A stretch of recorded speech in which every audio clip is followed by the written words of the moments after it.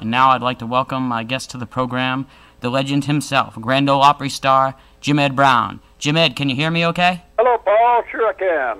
Good to hear from you. It's good to talk to you. Oh, well, thank you so much. It's such an honor to have you once again on my radio program, this time my new show here out of the George Washington University, WRGW, here in D.C.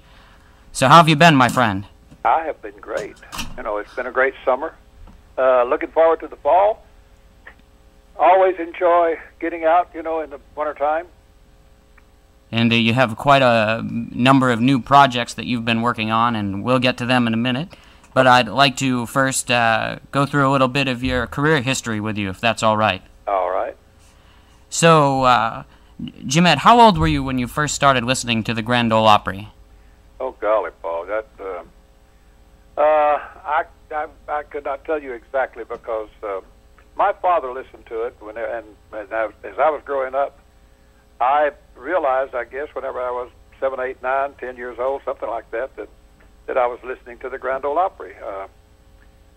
Radio, we didn't have, where I lived growing up down in South Arkansas, we didn't have any radio stations that we could hear. Plus, we didn't have a radio. Plus, we didn't have electricity. And if we'd have had a radio, it would have been battery operated, and it wouldn't have lasted too long, but the battery wouldn't. But on Saturday nights, my father, he liked music, and my mother did too. But my father, he played a little guitar whenever he was young, and he somehow got a radio, and he wired it up and had a battery that whenever, if the weather was good, we could listen to it on a Saturday night. But I must have been 6 or 7 or 8 years old, somewhere along there. So, Jim Ed, you're known around the world for your smooth countrypolitan vocals. Oh, golly, thank you. Well, you're very welcome. It's very true, in my opinion, at least. And I'm a pretty good connoisseur of music, I think. Have like about 20,000 songs on my iPod, but that's another thing altogether, technology. So were you influenced by Red Foley and Eddie Arnold, some of the great crooner smooth singers of the Opry? Well, I guess I would have to say that I was, in a way. Jim Reeves, Eddie Arnold.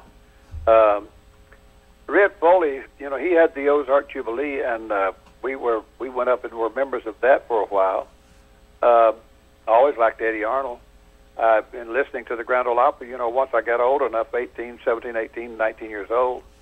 I finally was able to get me a car that had a radio in it, and I could pick up the Opry on a Saturday night, or whatever. By that time, we had moved to Pine Bluff, and there was a couple of radio stations around there that I could pick up whenever I got a car. So I would say that I was not only influenced by the country people, Eddie Arnold and Jim Reeves, but I was also influenced by, the Frank Sinatras, some of the big orchestras, of the day, and some Dean Martin that day, because country you could only get about 1 hour a day or 1 hour a week or something or another like that, and the rest of the time you had to listen to pop music, and I listened to a lot of that.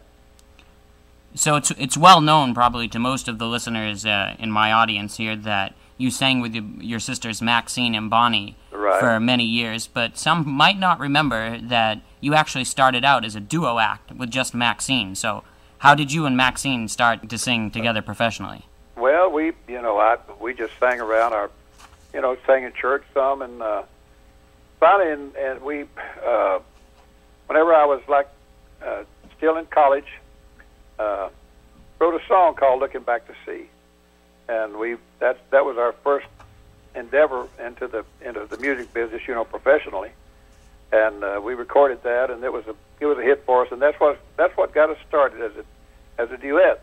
Then whenever Bonnie got out of high school, we took her on a trip to California, and she started singing a third part that we were missing on a song, and that's whenever the Browns started. So.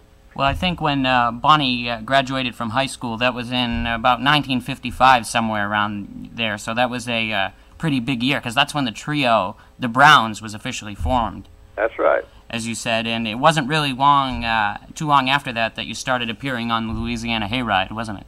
Well, whenever we recorded "Looking Back to See," the fellow that owned the record label, he went to Horace Logan at the Louisiana Hayride and talked him into signing us up because he said they're going to be hit act anyway, so you might as well just sign them now. And so he did. We became members of the Hayride and stayed there for like a year before we went to the Ozark Jubilee. And so I know that you became friends with a young rockabilly singer by the name of Elvis Presley. So was that where you met Elvis the first time at the Hayride, or was it before then? No, we met him before then.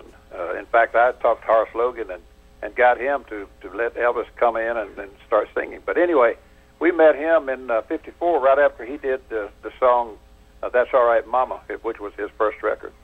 And so, Jim Ed, anyone who has ever seen you perform knows that you can tell some really, really great stories.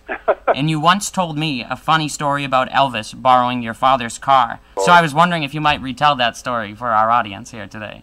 Well, he and Bill Black and Scotty Moore, there was the three of them that whenever he first started out, Sure. and they were headed to Texas to do some dates, and they were in Bill Black had a Lincoln car, and they somehow a truck run out in the road in front of them, and they hit the truck and messed up the car and everything. And so they called my father. Well, they called Bonnie and said, could we borrow your dad's car or your car or somebody? Bonnie wasn't old enough to have a car at that time. Could we borrow your dad's car and make this trip? And they said, it's only a couple of days. We'll be back, in 3 days. Well, they borrowed the car. Daddy let them have it. It was a brand new Pontiac, actually.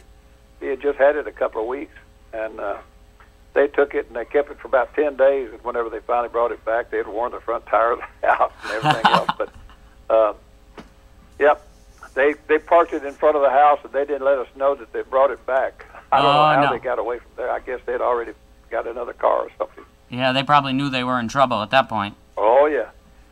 So, how many singles did you release on Faber before you switched to signed with RCA Records? Do you remember? I think it was 4.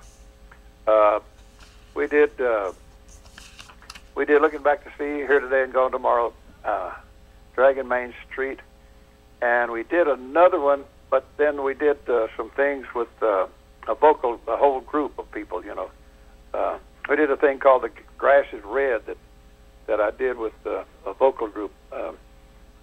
Oh, God, it must have been about 5 or 6 of them.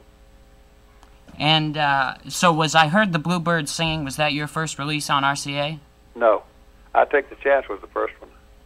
I Take the Chance was in 56, in February of 56.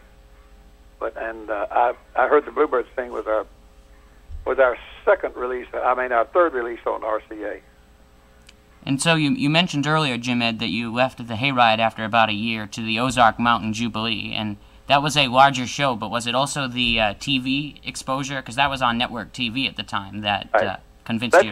That's the reason we went, because I thought TV was the medium that I wanted to be in, and so we left the Hayride and went and joined the Ozark Jubilee. So how did that affect the momentum of the Browns' career, do you think? Well, it was, it was very good. We were doing pretty good, but I didn't get to stay there long because about the time I joined the Ozark Jubilee, the Army called, and I had to go into the Army for 2 years. So we didn't get to stay on the Jubilee very long, and then by the time I got out, it was over with. So that seemed to happen a lot, that a lot of careers were almost ended, even like Elvis Presley by being drafted, because there was, you never would have known what would have happened, afterwards, so you couldn't tell. Well, I talked to Elvis. I found out that I was going to have to go anyway, and so I just told him, I said, I volunteered for the draft, and I said, well, you might as well because they're going to get you too, and so he did. That's what he volunteered for the draft and went on and got it over with. Oh, so you volunteered for the draft? Well, I knew that they were going to get me. They had called and said, Brown, you're the next one on the list. So I said, well, go ahead and put me down and get me going. So might as well. Now's as good time as any. So what branch of the service did you join? I went into the Army. Okay, and you were there where did you serve, Jim Ed? I was stationed mainly in the U.S. I went to Germany, gyroscoped to Germany for a while, and then come back home. Did you meet up with Elvis when you were in Germany? No, I didn't. I did not. He don't know why, but we didn't